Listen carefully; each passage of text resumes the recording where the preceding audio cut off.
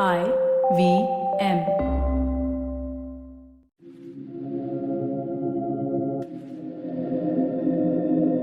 This is Audio Gyan, and I am your host Kedar Nimkar. Welcome to a deep dive into the minds of luminaries from the Indian creative world. Recently, I heard there are some 16 events, or I can say rituals, which are performed in a lifetime of an individual. In the Indian context, maybe right from thread ceremony to celebrating the 75th birthday and so on and so forth. So, from birth to death, 16 events. And if we calculate 140 crore people, I'm sure it's a hell lot of a number. Well, worry not, we have Nose to Tail, designing celebrations which are beautiful inside and out. Founded by Indraja Khare and Aishwarya Lonial, they design green events and strong believer and proponent of upcycling and sustainability. What started as a college project at MIT has now become a successful venture going strong for 4 years. Today we'll try and document case study with Indraja and Aishwarya and know about designing green events. So thank you Indraja and Aishwarya for giving your time, and it's a real pleasure to have you on Audio Gyan. Thank you for having us here. Thanks for having us. We're very excited about this. Superb. So as I started with like this 16 events, but I've come up with like some different set of questions mainly to understand what you girls are doing actually. So let's start with like how did Nose to Tail come to be, or maybe Indraja you can start with what's with the name, or what do you girls do exactly Sure. and why? So, this kind of started while we were still in college, and we were friends since first year, and throughout like the whole of college, we were very inclined towards, the environmental or the social sector. And we wanted to use our design knowledge to make an impact in those sectors. So, like in every design college, the last 6 months are like a thesis project where you need to like kind of intern with a studio or something of that sort. But since we were so inclined towards this and we had a passion towards it, we kind of approached our mentor in college and asked if we could work together and, do a project where we could use our skills. She's a graphic designer, I'm a product designer. So if we could come together and come up with like a system design solution. And at that point, we chose, food waste to be like our, problem solving area. And we started our research. We did like 3 months of intense research on the entire food chain, supply chain. And while we were doing that, we kind of figured out that, towards the consumer end, events were an area where there was a lot of food waste happening. And that's kind of where the whole event part got introduced into our lives. And we tried to dig deeper. And while we were doing that, we figured out it's not just food. There's a lot of waste in every aspect that goes into an event. And, then we started brainstorming ideas. And one day we were just sitting thinking, what could we do? And we got this wild idea that, we have like a lot of little ideas, but what if we put it together and have an event design company so that we're like a one-stop place for anyone who's looking to, have a sustainable or an eco-friendly wedding. And that's kind of where the idea was born. And and then we went through the whole process of figuring out a name for the company, etc. And so a lot of people have asked us what Nose to Tail really means. So while we were doing our research on food waste, Nose to Tail is actually a term that's used for zero waste eating. So it's a little gory when you say it, but it's like eating an animal from the nose to tail so that you're not wasting any part of it. You're really utilizing every part. And that's kind of where the inspiration came from, the whole zero waste aspect of it. And we thought it fit really well with what we are also providing, like an end-to-end solution where there's no waste happening from nose to tail in an event.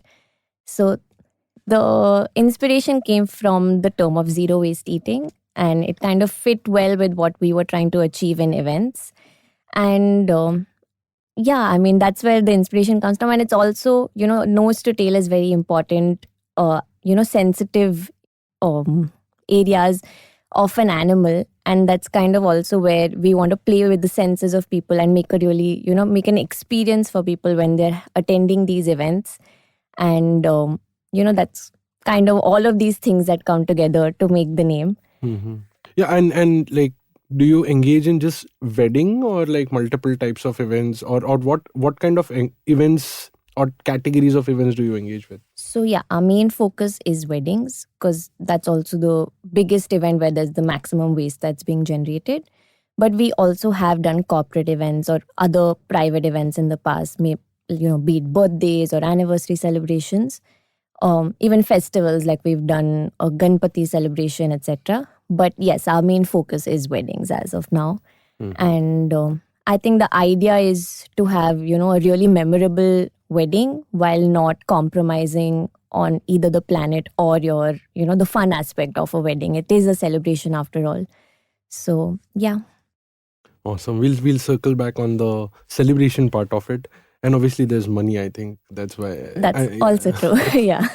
So Aishwarya, like, if you can just share like any landscape of events with respect to the number of events happening in the country, or the types of events, or I mean, what happens in a regular day of an event, or I mean, I was going through your website and bunch of articles where whatever 40 kg tons of waste is generated. So if you can give some picture just to paint us with like what's happening in the landscape, especially in India, or whatever your sort of TAM is.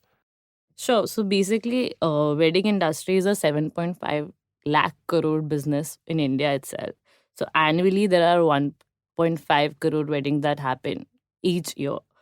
And each day, we are almost 30K weddings happen each day type of a thing. So there's a lot of weddings that is generated. And metro cities, people spend about from 20 to 5 crore, 20 lakhs, 25 lakhs to 5 crores easily. And when you go down to the tier 2 cities and the tier 3 cities, people spend about 20 lakhs in general. So a lot of money and a lot of waste is generated in all the spaces itself, and a lot of money is also wasted. But I guess that's how the business is made.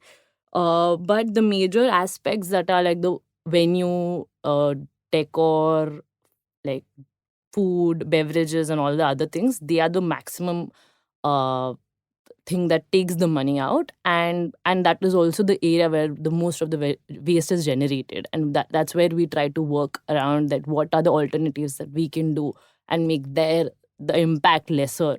And like people say, when it comes to, like you said, 40 tons, there is like in a day of a wedding, approximately if there are 100 guests in your wedding, you generate around 2 truckloads of waste in just one day and for 100 people. That's insane. And that's like, if you are attending a wedding, you're like, how much you, like 4 to 5 people do each year, the waste is generated, that is in one day. So that's how much waste you're generating in one day of an event. So and this is irrespective of the scale. Like, I mean, I'm saying 100 people wedding for now. Like, if there are 100 guests in your wedding, that's much waste is generated. Wow. And there are no bodies, because I recently had gone to some restaurant or like a hotel actually, and they were saying like the buffet waste is because given see, to there like, is no law that is protecting them. So they are basically like, if there's no one's India doesn't have such laws that protect if you give the food if someone falls sick. So basically, if that person has fallen sick, so then they will come and take the caterer's license. So that's what, there's no protective law for them that is helping them to be like, okay, I can give food for free. So that's the area and space where there is no law for India, where waste is generated, you can't do anything. People will prefer throwing it and giving, rather than giving it out to people. Especially all these 5-star hotels, that's why they don't like giving it out, because they're like, our license will go, our business will get shut. So they can't do that to themselves. So and there are a lot of laws that help in US and other countries for these people in Netherlands and all, so that there are strong laws and the government is helping you to give food to people who need it. Like even from the grocery stores, if there are 2 or 3 days left, people give it out to people. Like you can sell it at half the price or even lesser, so that people can still use it. It's not getting thrown away. But there's nothing like that in India, which is the saddest part when you come across. So yeah. And decor and all, of course, nowadays everything is machine made and like everything is China made. So people don't think, people just see cost. People don't see what is going to the earth. People think, okay, flour bhar do. But flour bhi to waste hai na, technically ek din ka. So those areas people are just not aware about. So that's the problem. Interesting. And what all other types of waste is generated? One is flowers, one is the decor, one is obviously Food and beverages, like there is so much alcohol that also gets wasted in a wedding. Like, have you seen the number of cocktail parties? There's sangeet, there's nowadays alcohol is like a given for any event. So there's also a lot of that waste, and then there's a lot of invites that we give out to people, stationery. It's all waste. It's just tree.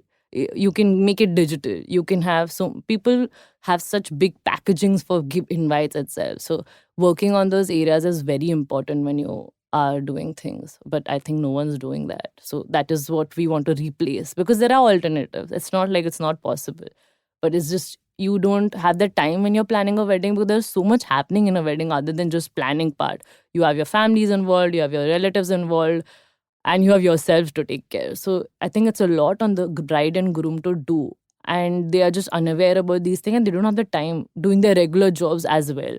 So it's easier when you have a solution in front of them, and we are like, we'll help you out with these are the solutions you can go ahead with. But then it's like, if they want to, of course. But people also choose to show lavish in their wedding. So I guess Yeah. that's also a thing. So if you are putting pamphlets, or if you are putting those big things in your wedding, that is like, you have money and you're spending it, and that's how you show off your weddings as. But in the hindsight, it's creating a lot of problem for the planet, which we are not aware of. And Indrajad, like, I'll just extend that Sure. to you, is that obviously there's also the unknown side of things, which is the electricity which is generated. And are there any other sort of Yes. I wouldn't say non-tangible, everything can be measured here, but still which goes very invisible in nature? Sure. So one, as you said, is the electricity. So we very often recommend our clients that, prefer to do a day wedding rather than a night wedding.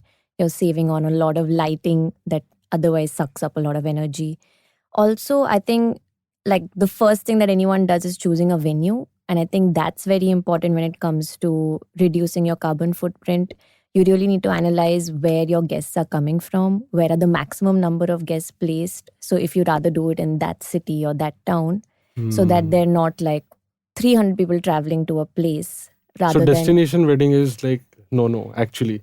I No, mean, for you, it would be good. yeah, for us it would be good. But yeah, I mean, when we're looking at the carbon footprint, then I think venue in general is like a area that people, it's a good starting point to automatically reduce a lot of emissions based on people's like transportation.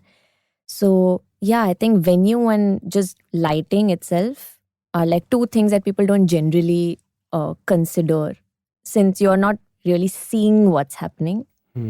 But it could, if you're avoiding a plastic bottle, that's something people can see and touch and know that, okay, I've saved this. But when it comes to venue or the day or night or the time of your event, and maybe even doing indoor and outdoor makes a difference a lot of times. If you're doing it in winter, for example, in north, why do you want to do it indoors? You would still have your ACs on. Instead, make use of the good weather outside, sit under the sun. You're going to have all of those, little things that are saving on a lot of electricity.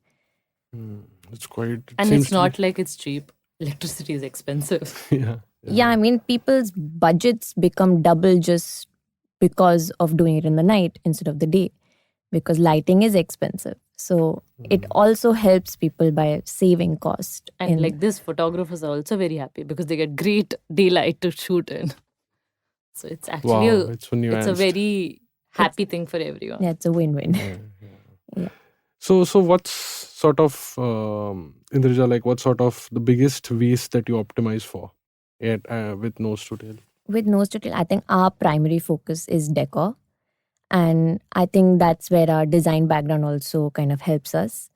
The thing is, like Aishwarya mentioned earlier, there's a lot of misconception when it even comes to decor. People think fresh flowers are eco-friendly because they're natural. But then when you're overusing them, or creating sets and walls that are covered from top to bottom with with not an inch to breathe, you're basically using a lot of flowers for a few hours, and they have also taken up a lot of water to grow, and they're using as many resources.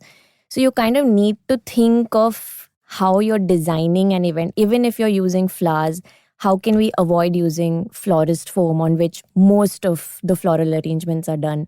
Can we instead string it on cotton strings? Or, how do we use our design knowledge to make an event look beautiful without using all of these unnecessary resources?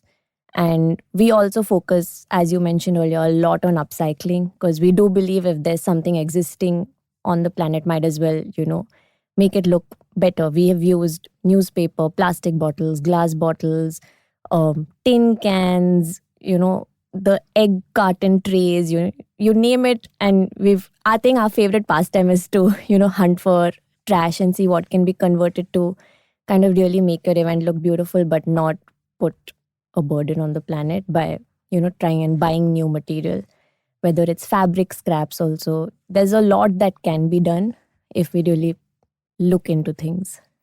Interesting. It feels very complicated at from where I am looking at it. But like, how did you sort of discover or research about it? Like, मतलब हर एक area में बहुत काम है, and I am sure कि वैसा कुछ academically सिखाया नहीं है. तो any design principles that you put in और I think for us, like personally, it comes down to a lot of hands-on work. We really like to experiment, touch, feel things. So, which we've done in college as well. We are prototyping things. We're trying it out. We're leaving it like, because it's events. Sometimes the weather is, something that's unpredictable. Can this particular type of decor withstand wind? Can it withstand rain? So, a lot of prototyping comes into place. What material is good for which city, which, kind of weather condition, what's good for a beach wedding, what's good for a city wedding. So, I think for us, it really comes down to the hands-on work. But does it matter for like if it's like 2 day or 1 day? I mean, do materials react differently to different things? I think wind plays, like, especially since we do recommend doing outdoor events more.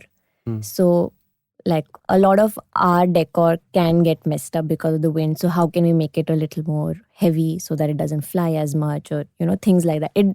But all of that is also something that we've learned with experience. Correct. But apart from that, it's not that we have all of these skills, but we have identified and we know like a lot of people in the sustainable community who are doing great work in those fields. So whether it be invites or stationery or gifting, we know the correct people to reach out to who can, who we can team up with and kind of bring under one umbrella.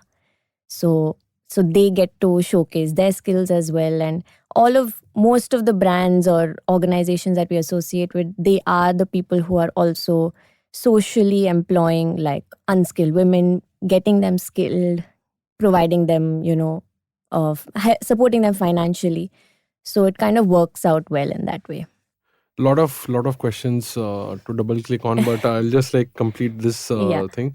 Is that so maybe Aishwarya, can you like share any small case study or any recent event that you did which will give us like a more real flavor, because these things what you're saying is just fascinating and a bit sort of abstract for me right now, but if you can give me or like any, Like in what or sense? maybe like how did you start off, or how do you convince clients? How did we start off? Oh, that's a great story. So basically, when we started off, it was our friend, our batchmate actually. His cousin sister was getting married, and he's like, "Delhi mein shaadi hai, kar lo."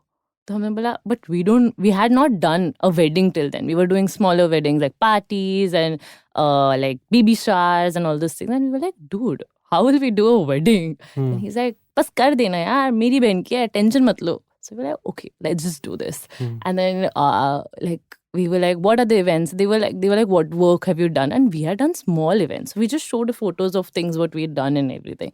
And then they were like, okay. And we were like, will they even give us? And I remember the first time when we made our budget, we were like, are you sure we should send such a big amount? It wasn't a big amount when I look back to my other budgets now. But at that time, what we were doing, of course, it was big. And we were like cross-checking about what will we do? And we were like so lost. But like, thankfully, we met the right kind of vendors. And we met, there was one planner on board who's planning the other events. We got the Mehendi, Sangeet, the other smaller events. So he guided us a lot. Like he helped us, like how you talk to vendors, how you what are you have to make a requirement list, you have to send it. So it was because of him. I thank him a lot in my life that I met someone who was so professional and so giving, and even telling us, because we were kind of his competition back then. But we were small, but he guided us through the whole thing. What are everything called? Like we didn't know the names, we didn't know what the world is of events, like proper world of event. And so he guided us a lot, and that's how we understood the industry. And even the vendors helped us a lot. So those were the areas that helped us. And the clients are really sweet. Like they helped us. They were okay with whatever new designs we came up with, because we were not doing what usual events do. So we had taken newspapers, we had block printed them, and we'll make origami out of it and we'll hang it in your mehendi and everything. And they were like all like giving. They were like, yeah, sure, this sounds so creative and this sounds so fun and not what usual events are doing right now. And so that's how our first wedding went. And But was this sort of the first one, and you were convinced with the kind of mission that you are? Yeah, because when you look back at the ways, because we could compared to what the other planner was doing back then, and we could see there was a waste generated, and what our was, everything was wrapped up in our boxes and we got it back. And whatever other waste was there, we had collaborated with other people and given out. And we had used no floral in the whole decor. So there was no waste generated in the decor. And we had just done decor for that event. And we looked back and we were happy. We were like, wow. Of course, we learned a lot that what kind of decor, because it was first wedding. So we understood we don't need to do a lot of paper decor, because if there is water, it's just becomes damp or something. Damp, and you can't use it again or something like that. So we understood a lot of, you can use it again, but you have to use it in some other way or possible, because that way you can't keep it as an origami element. Then you have to open it and make something else out of it when it dries off. So there was a lot of learning what material, like you asked her, like that was the whole point, like material research we had to do after that. Like what is the material that will stay long and not get spoiled.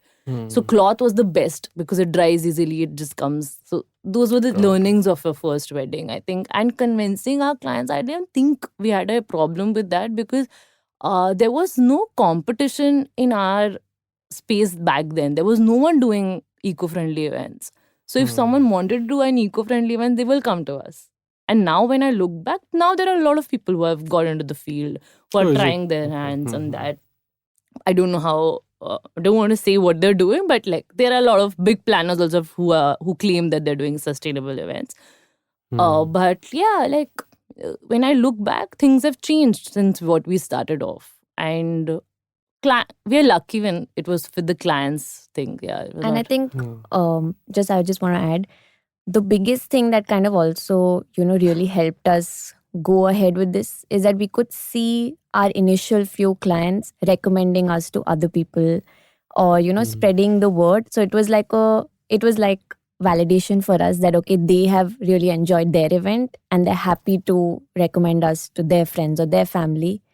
So that kind of made us feel that okay, they were happy that we didn't create any waste, plus they were happy with how the event looked and felt, and the entire experience was good. So once we got that validation, we knew that we're kind of on the right track. It's not like it was a bad idea. Nobody kind of rejected the idea or was unhappy with it. So yeah.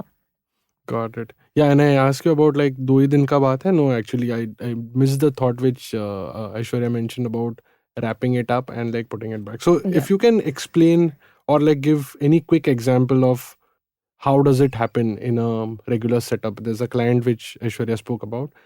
You go to them and sort of how does that conversation happen?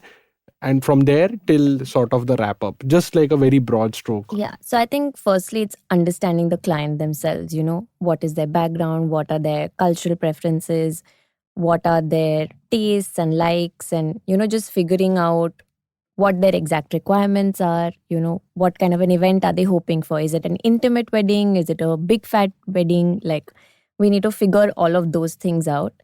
And once that's done and we understand what exactly they need, then we get down to the whole designing part, which comes down to mood boarding, doing the design sketches, the renders, doing a back and forth with them and really trying to get their essence into the wedding, because we believe in really personalizing an event to that particular couple.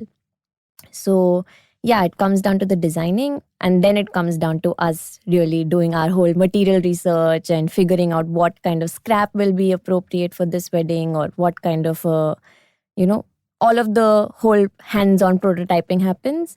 And then it's finally comes down to the day where you're a few hours before you're setting up the whole thing. And So you carry all of it with you.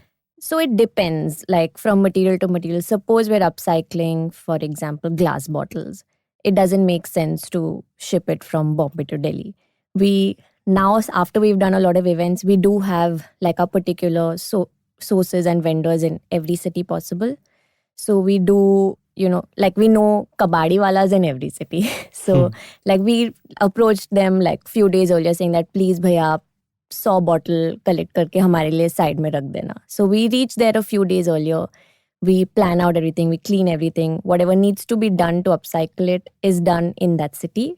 Or some stuff is done in-house where we've trained some artisans to create a few decor elements. And then the event happens, and then it comes down to the wrap-up where most of our decor is reusable. But suppose we're using fresh flowers or anything that's not, that can't be saved, we tie up with organizations where we can donate those flowers and they convert it further into incense sticks or rangoli powder. Or we are contacting recycling plants where in case there's something that can't be saved or reused again, we direct it to the correct endpoints. So that's how the wrap up happens. Wow. And do you sort of gratify the client as well with like how much carbon footprint you saved, or we try, but it's really, the thing is weddings are chaotic at the end of it. No, I mean after say 1 month or something like Yeah, we do try and kind of tell them that this is how much you've saved approximately. Oh, And nice. yeah. Awesome, yeah. अच्छा opening है क्या आपके पास?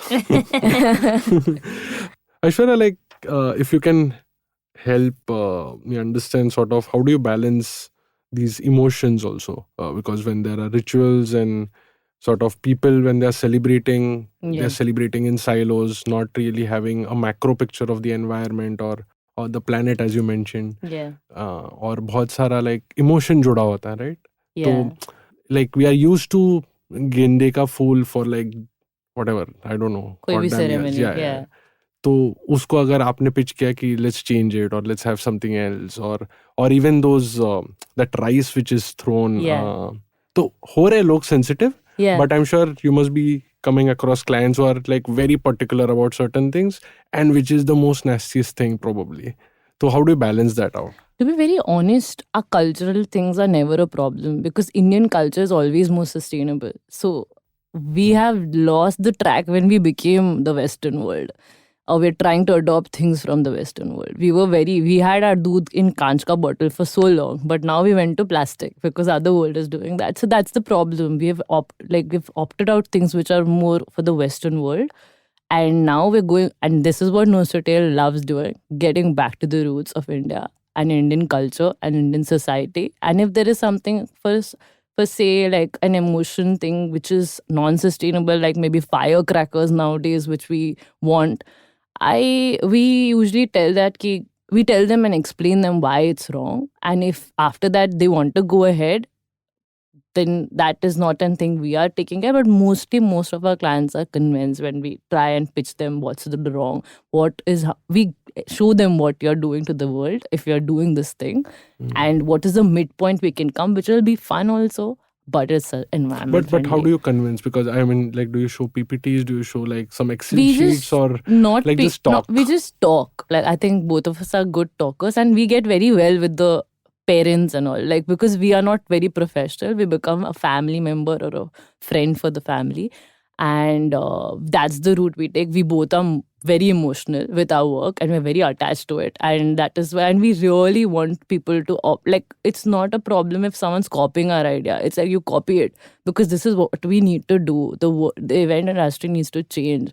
So like in that aspect, we are open and we explain people why we need to do this. And I will show you that you will be spending more by bursting so many crackers and you will be harming the environment. So we try and convince in that route that you can save money and do something much beautiful and you will look good also. And there are so many alternatives, and so many times people do get like, yeah, convinced, like this makes more sense or not. Or find a midpoint for some things like which are not going our way also and their way also, something which is decently good for both of us, or has a solution to go get like maybe upcycled, or have a solution of recycling or something like that. Those are for the midpoint where if we can't convince them, but mostly we are on the goods, like 90%, 99% we convince them. That 1% is still there. Also, I think I would like to add that when we were doing our research till now, we've realized negative marketing or negative information impacts someone just for a day or two and then they forget about it. But if you're convincing them by saying that this can be a better option, then it really stays with them. If I tell them by 2050, there's going to be more plastic than fish in the sea, they'll be shocked at first, but then they don't give any, like, it doesn't affect them after a point. But instead, if I say that if you do this, you are going to look better, or this is going to help you save money, if you reinforce it in a positive way, then it kind of stays with them longer than the negative. So, I mean, even if you go through our Instagram, we're never putting out like negative facts or negative pictures. It's always that this is the good and this is the better. Like, so that really stays with people. Because negative, शुभ काम में क्यों negativity लाना? मतलब अच्छे से हो सकता तो क्यों टेढ़ा क्यों करना, हाथ घी क्यों करना, ऐसे नहीं निकालना, नॉर्मली करो, सब अच्छा होगा. Yeah. In fact, I remember like the thing which you mentioned कि Indian culture का है. So even I wanted to share, recently I'd gone to Belur Math in Kolkata, and there was a prasad. So I think 800,000 people were eating at the same time, and you didn't feel any वो रहता ना कि झूठा हाथ लग गया या ऐसा कुछ भी नहीं लगा, because it was not a la carte, but it was served. It was not a buffet. On the So you were sitting in a row and people, like there were just 4 people serving with everything very hygienic, very clean. And after 1 week, I was attending a conference and in there, like it was like all posh setup with like carpets and buffet and everyone. And obviously there was a drinks party before that. So people were drunk and some were eating with hands, and then the same hands were going in the same spoon. And it was all messy. So I said, like, this buffet probably is a Western concept, according to me. Yeah, it doesn't organically fit in, because we are used to eating with hands. Then you're making things dirty, and then it's unnecessarily bringing that when you can like do something else with it. When you're talking about this point of buffet system, there's actually a thing. If someone serves you food, you tend to waste it less, because you know what the person is serving, and you'll be like, "Nahi, mujhe acha nahi lagta," types. And when you're actually taking a buffet, "Arey ye bhi, arey wo bhi," and you tend to fill your plates when you don't even want to eat that. You're like, "Arey free ka hi to hai." That's the tendency. That's a natural tendency. That's what we did our research on. And when you're served, you eat everything, because you're sure you made it. Someone put it in your plate. So it's always better. And Indians always served food. We always had baithaks. We always had ke baith ke khane ka concept. So that is very important. I always tell it to my clients. And especially in South India, when you're eating banana leaf and all, it's always served. And it's so much love when someone serves you also. And they're always happy to serve you more. And you eat more because of that. And it's just so, it's so important. That's what we have to get our culture back. We're just lost. And can you talk a little bit about the materials and the sources? Since you mentioned, Aishwarya, about we would want people to use it, we would want people to copy us. So, like maybe Indraja, you can tell us like कि eco-friendly event बनाने के लिए can like people do on their own, or they have to? I mean, not putting your nose to drill in this, but generally like खुद से कर सकते हैं, या क्या elements होंगे which if they are conscious about, it will improve the quality of event from a environment standpoint? So I think, yeah, definitely people can do it on their own, but it all just basically comes down to being mindful of the life cycle of everything that's going into your event. Whether it's even, I'm bringing back fresh flowers again, people will think it's sustainable. Yes, I mean, it can biodegrade. But then what are you doing after it? Are you just going to throw it away so that it rots? Or can you take that effort to reach out to an organization who can actually make a product out of it?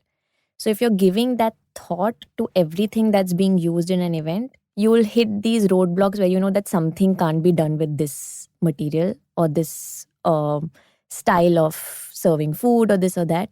And then you'll be like, okay, no, maybe we can tweak it. And that's when you come, it's like a lot of back and forth. So if you think of how something is going to end, you can change how it's going to begin. So, you know, that is something that someone needs to take care of. And apart from that, I feel like a great route to doing something sustainable is really, as Aishwarya mentioned, going back to our roots. There are so many crafts and arts in India that are made out of natural materials like dried palm leaf or it's shola flowers from West Bengal. All of these are natural, biodegradable, but they're also reusable. So, you know, it's like you can save those things. Maybe your sister's getting married in the next 3 years. You can kind of use it on your own. Use it for Diwali, use it for smaller occasions. So if you really try and figure out these, like reach out, it also helps the, you know, the artisans and the craftsmen. So it's, I mean, those are the routes you can really take. I would say don't go with trends. Like instead, really go back to how we were. Totally मुझे एक of track question आया कि जो दूल्हा या दुल्हन भी like जो कपड़े पहनते हैं I don't think so they ever use it again Yeah. so any learnings there, insights there, or you give any tips? I mean, yeah, we have a lot of options of what people can do, but it's ultimately up to them. But like something that we personally really like is, you know, either using your mom or grandmom's sari or lehenga, converting it into something that you want to wear. It also has like that nostalgic element to it. Renting is a great option nowadays. So maybe not for the bride and groom, but if you're the sister or a friend who's attending, you don't need new clothes every time. You can rent it out for 2-3 days, return it, or borrow from friends. So I mean, all of those things. But यार वो ये rent वगैरह इतना like culturally हम लोग अलग zone में है कि then I'm but just the like renting puzzled that how you industry- guys like convince. मतलब ये बातों से होना मुश्किल है. You have to sort of Because show the some brands are doing so well, yeah. There are so many good brands doing such great things. And And now- you look at their profile, you'll be like, अच्छे तो कपड़े हैं, क्यों And सोच now रहा? all the biggest, even Sabyasachi is renting out his clothes through these platforms. So why if wouldn't you someone want to wear? is attracted to having a brand name or things like that, you have to basically understand the client and their psyche. If you know that is the thing that they're attracted I think to, that's then you what- sell that. If you know that they're liking to go back to the roots or they're more like emotional, then you say that, hey, why don't you use your mom's sari? You know, you have to kind of play balance it. it all, Yeah. That's what knows to take. That's what design school help ना इतना पढ़ाते हैं target audience. उसमें फिर then you know your target audience ऐसा है. Then this is the way you can You have to ask them or talk to them. or reach out to empathize them. with that particular person. Got it. Yeah. In fact, मैं मेरे designers को भी बोलते रहता हूँ कि as you grow in your career, I think 50% will be design and 50% is defending your design decisions. Yeah. So you got it The much jury earlier. I think. concept of our design schools come in hand that time. Yeah. I remember one of our professor had told, ये patchy square बेच के दिखाओ. And we were like, हैला ये कैसे बेच रहे हो? It's patchy, I know it. But then you have to, if you can sell a patchy colored yellow box to me, then you can sell anything. That's, I think college has taught us that Yeah. a lot. Every meeting with the client is like a jury from design Yeah. school. So yeah. I see you guys to be like fully passionate and sort of into it. So can this model be scaled for you or anybody who wants to get into this sort of a zone where how do you envision then like things panning out? Because a lot of convincing is happening, a lot of nuances is happening. It changes based on client to client. So it might become into an agency model as opposed to product model. Yeah. So the scaling part, have you guys given a thought? I know it's a very early Yeah. question, but I think scaling part, like how other planners and event designer is become a thing now. It's not event decorators, but event designers are doing pretty well right now. But I don't think they all have a scale. It will always be like like how design firms are. So that's the scale it can grow. Like it can become a big design firm, but it won't become like a Ambani or a Reliance or a Tata, because that's not the route anyone takes for a sustainable. But if we want to like have like a nose to tail as a brand like that is doing everything that is sustainable after a point of time. But if we can do that, that'll be great. Not just events, but everything related to an event. Like even the agarbatti which is coming has to be a sustainable one, like taking care of each and every element and taking care of other styles of living, other style of celebrations. If someone says the word celebrations, nose to tail should be the first name that comes in everyone's mind. That is what we want our brand to be. And also when it comes to the sustainability aspect, like I know the vendors who we work with, we kind of tell them to work in a different way कि आप ये ऐसा लगाओ क्योंकि अगर आप usual तरीके में लगाओगे तो वो वेस्टफुल है. So now it's slowly coming into their habit that every time they work with us, they know they have to work this way. But now they know that it's also the better way. So it's when they work with another planner or another decorator, it's kind of like a butterfly effect where you're trying to kind of spread out the ripples of sustainability to, like throughout the industry, because eventually the industry needs to change. And we want to be the medium of change. Yeah. And the industry will change when clients accept this. Yeah. So the clients are going to be accepting this. Why won't the people change? Of course, we'll change as soon as the target audience change, right? That's how the market grows. So the mindset of people have to change, and they have to get more aware. Like, why would you spend so much money or spend so much resources for just a day or few hours? Like, that is the mindset that needs to change. Like, if you're using one product, even if you're using a plastic thing that is, I'm not talking in daily life, but you're using it for daily life for so many years. But like, this is for few hours. Like, look at it in that way. And then you feel back, oh, that is not the requirement. That's not a requirement. It's not a need. It's just because you can. Yeah. But you can do that. That's what the design helps. Like, that's the design problem solving, design thinking. So there's always a solution. You can make your wedding look luxurious also, but be sustainable.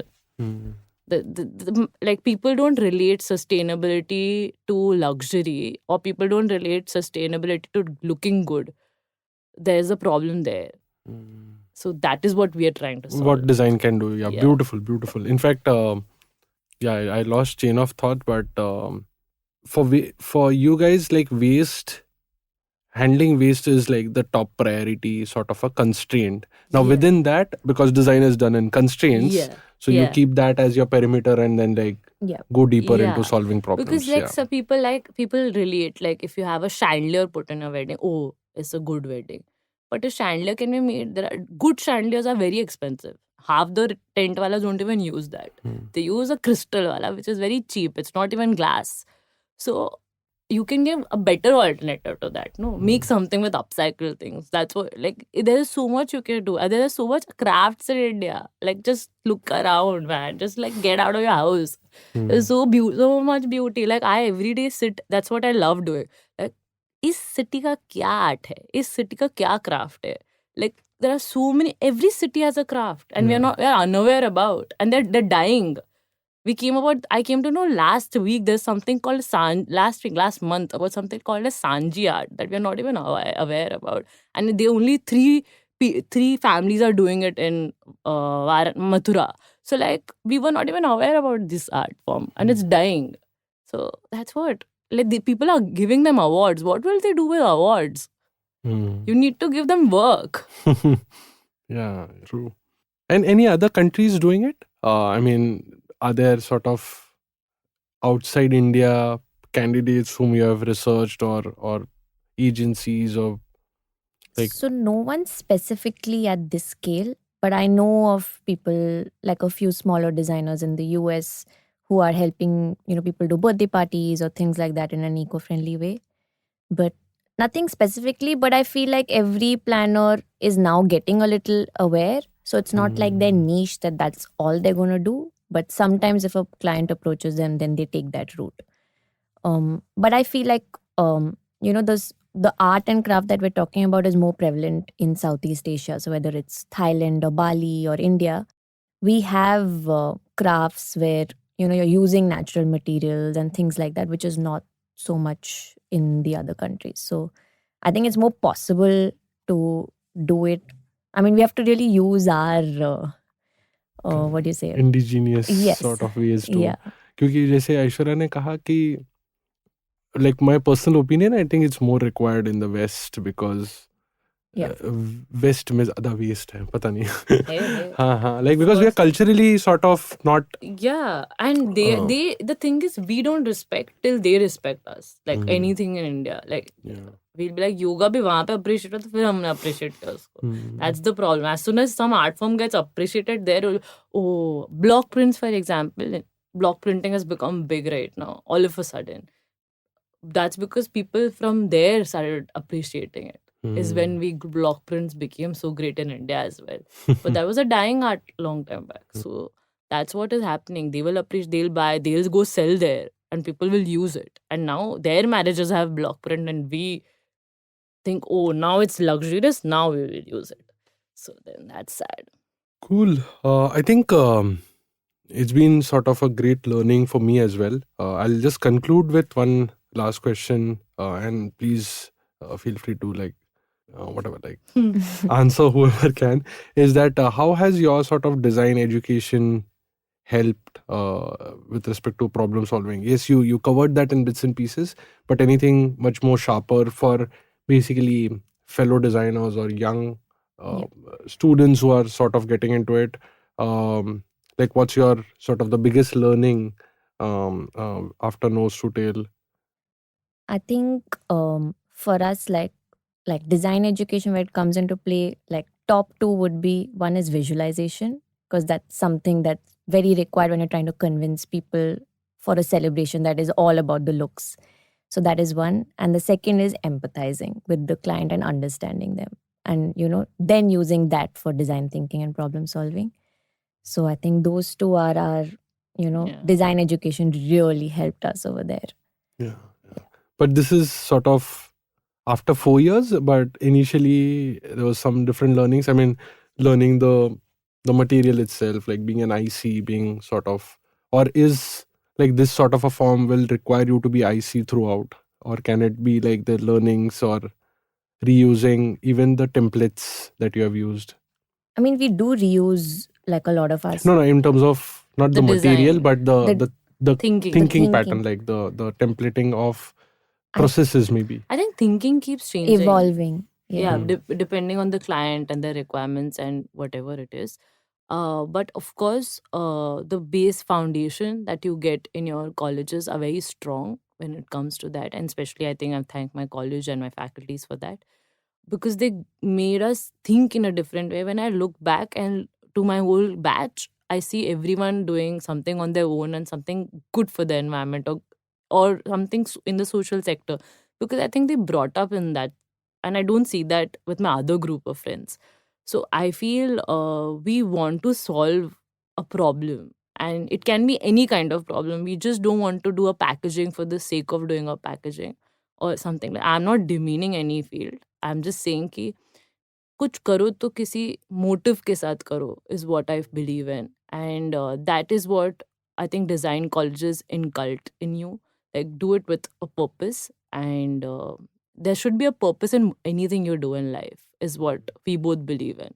कुछ भी करो, बस कुछ तो purpose, किसी को तो तुम एटलीस्ट 2-3 लोग तुम्हारे पास खुश होने चाहिए, तुम्हें अच्छा लगना, तुम अच्छा काम करके सो रहे हो. So that's what we believe in. And I think that is from college and our family. I think how they brought us up is also, I think that's why we are like that. Awesome. I think all the power to you, and thanks a lot. You want to conclude with any thoughts that you have sort of? आपने कुछ मतलब हम एक offline बात कर रहे थे ना कि आपका एक network बना है where even women are there who are helping you with upcycling. How are you empowering sort of cascading effects of nose to tail की, और 2 degrees पे लोग empower हो रहे हैं, ऐसा कुछ है? I mean, yeah, I think our aim since we both are women as well, we always had that thing of empowering women or the less privileged in any way that we could. And we thought that, craft was a great way to go ahead with that. So we really want to upskill people, make them financially independent. Because, see, events is a seasonal thing. So we won't be able to give them work throughout the year. But if they are skilled enough and can do something on their own, even without our support, I think that would be like a win for us, that, they're standing on their own and things like that. And ultimately, like the aim with Nose to Tail, like to put it in like a nutshell, is that we want to be good for the people, for the planet, and at the same time also have a sustainable business when I'm talking about profits. Because if we're not making money, I can't do what I want to do for the people or the planet. So these 3 things need to go in tandem and, kind of come together to really help our cause. Great. Cool. I think on that note, we'll conclude this. People have to follow you or connect with you, like this nosetutail.com. .in. I'm sorry, nosetutail.in. And Pure Instagram. Indian. Pure Indian naam. And Instagram? Instagram is Nose to Tail Events. Okay. Cool. Thanks a lot once again for giving your time. It was wonderful talking to you. Same And here. hopefully this sort of inspires few Hopefully. people. Thank you so much. Chalo, cool. Thanks. Bye. Bye. Okay, Bye. thank you.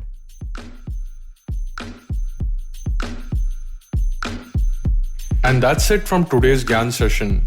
For show notes and more Gyan, visit audiogyan.com. And if you wish to connect with me, I am at AudioGyan Moments on Instagram. Until then, take care.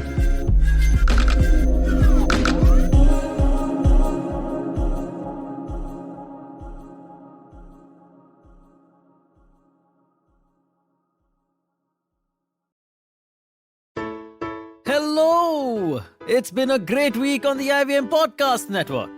On This Round is on Me, Gauri is joined by Shweta Nanda. They talk about the financial independence and how it is to be a woman entrepreneur. On Anish Thing, Anish welcomes ultra-marathon runner Shivani Gharat. Shivani shares her journey of how she ran her first marathon, the mindset of a runner, and what it actually takes to run a full marathon. On Cock and Bull, Cyrus, Naveen, Akash and Shreyas talk about the Korean band BTS serving in the military and its repercussions. On Think Fast, Varun and Suchita discuss Wing Greens and their latest acquisitions and about the Indian sexual wellness market. And on Shunya One, Sheila Datya is joined by Dinika Bhatia, CEO and founder of Nutty Gritties. They talk about coming from a business family and Dinika's journey in creating healthy and guilt-free snacking. Once again, don't forget to visit our merch store on ivmpodcast.com. We have some exciting new merch out there for you. Also, do follow us on social media. We are IVM Podcasts on Twitter, Facebook, Instagram, and LinkedIn. And do remember to spread the word about these shows and any other shows you might be listening to. Appreciate them, rate them, and review them wherever you are listening to them. You can also check out all our other shows on youtube.com/IVM Podcasts. And finally, we would like to thank our sponsors this week: Volvo XC40 Recharge, Bumble, Heads Up for Tails, Kotak Privy League Program, and HDFC Mutual Fund. Thanks, guys. Without you, this would not be possible. Do you often find yourself surrounded by conversations about Web3, blockchain, NFTs, DAOs? What are these terms and how do they affect our future on the internet? So many questions, but don't worry, we've got answers to all your questions. Hi, I'm Eklavya Bhattacharya, and on our show Future Proofing, we try to decode the impact of these future technologies on various industries with experts and tech enthusiasts. Tune into new episodes coming out every Thursday on the IVM Podcast app and the website, or wherever you get your podcasts from.